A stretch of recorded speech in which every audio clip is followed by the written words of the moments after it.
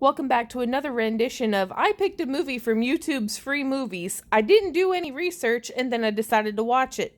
Today was the film Lost in Yonkers. And usually I end up with some goofy movies, but now that's not to say this was necessarily a bad movie. This was actually, I think it was a play and it won a Pulitzer Prize. Truthfully, if you're looking for a monologue for an upcoming play or maybe an audition, go for it. I fully recommend it. This isn't a movie to play around with, though. Like, if you have a lot of childhood trauma, get ready because this is like immersive therapy. So what happens is in the 1940s, these two boys have a widowed dad, but the widowed dad owns a loan shark like $9,000 and he has to make $9,000 in a year. So he has to go down south to get scrap metal, but he can't take the boys with him. So he leaves the boys at their abusive grandmother's house. And what do I mean by abusive?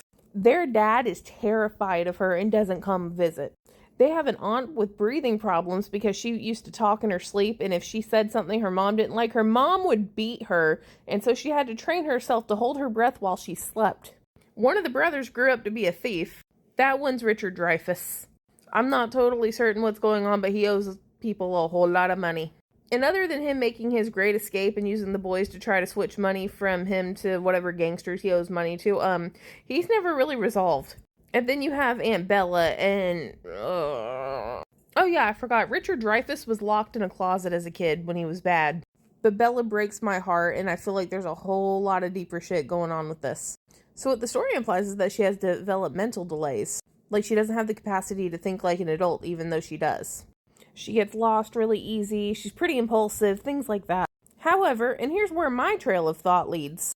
They used to talk about how hard her mother would hit her in the head as a kid. For simple shit, like getting a hole in her stockings or dropping something, things like that. And it leaves me wondering, is she suffering the after effects of a massive TBI that was more than likely untreated? That's pretty much this entire story. Everybody's afraid of grandma.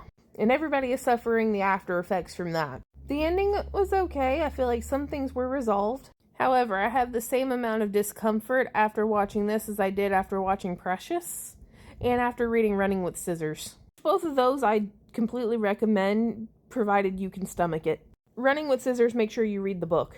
I think Precious, you can watch the movie and or read the book.